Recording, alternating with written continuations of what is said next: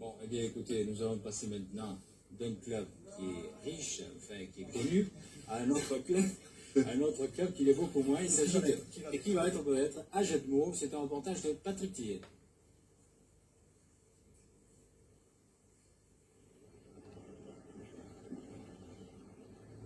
Pardon monsieur, est-ce qu'il existe à Jetmo quelqu'un qui ne s'intéresse pas au rugby? Vous plaisantez. Moi, non, je ne connais pas. Si, j'en connais, mais il est mort il y a 4 ou 5 ans, mais je ne sais même pas s'il est pas mort de ça. Alors.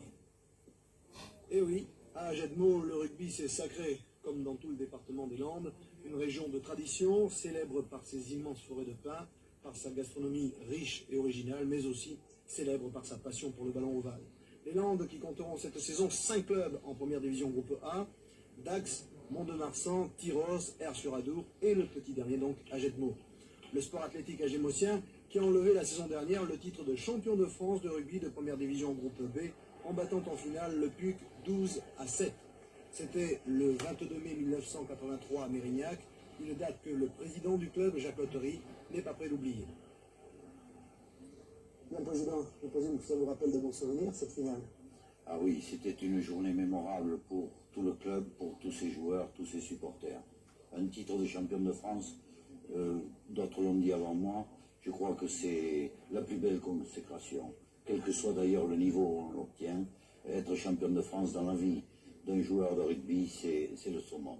Vous êtes en train de prouver que le rugby de village a encore sa place dans le rugby en général. Je pense que le rugby de village a non seulement sa place, mais je crois que c'est une nécessité. Nous jouons ici au plan local un rôle attractif qui est indispensable.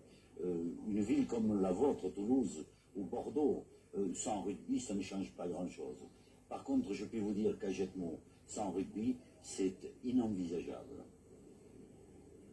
Jacques Lottery est à la tête d'un club structuré et soutenu par une ville de 4500 habitants entièrement acquis à la cause du rugby agémotien. C'est peut-être pour cette raison que cette nouvelle expérience en première division groupe A n'a pas l'air d'inquiéter vraiment les joueurs ou même l'entraîneur Max Godemé. L'essentiel, c'est de garder son identité. Nous avons voulu pratiquer un jeu un peu peut-être ambitieux puisqu'il se pratiquait à 15, un jeu donc complet qui respectait les fondamentaux du rugby. Nous y sommes arrivés dans le groupe B et je pense que nous serons d'y arriver aussi dans le groupe A. Objectif? Et l'objectif, si on est ambitieux, eh bien c'est de se qualifier et si on est moins, c'est de se maintenir. Du côté des joueurs, que ce soit l'excellent troisième lignel Alain Lansamant, agrégé de plaquage mais allergique aux interviews, ou le capitaine Bernard Ducournau, là aussi, sans faire preuve d'un optimisme béat, on envisage l'avenir avec une certaine sérénité. Tout le monde rêve de ça peu, et tout le monde a envie de s'accrocher et de prouver quelque chose.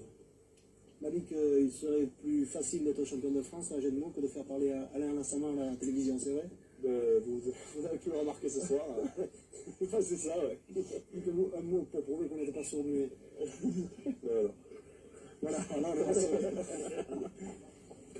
Comme de coutume, les moins inquiets pour cette montée en première division groupe A, ce sont bien sûr les supporters. Leur fidélité au club n'a d'égal que leur enthousiasme. Moi, le joueur qui vient souvent, moi, le dis, c'est M. Biol. Lui, il ne manque pas une seule partie. Dis quelque chose, je dis. Quand je dis en tard, et on peut plier là. Moi, je vois que souvent, c'est un ancien joueur. Oui, je suis souvent à la buvette, comme lui. Et oui, il y a que l'image. Derrière, c'est pas plus petit parce que j'étais de Golato. Voilà, con la gueule, t'es bon. Moi, j'ai joué une fois.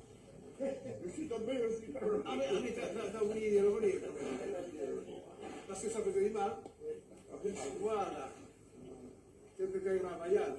Non, mais les autres, toi. Le folklore que nous avons les joueurs, oui, on peut les féliciter, parce que grâce à eux, si les supporters vivent sur le terrain, Alors, dimanche, je croyais m'en aller à Montléon et c'est ici qui viennent. Oui. Les Montléonais qui passent, on les avale. Vous voyez qu'on n'a pas froid aux yeux à Jetmo, on est optimiste, on est également organisé parce que le score pour dimanche est déjà prêt.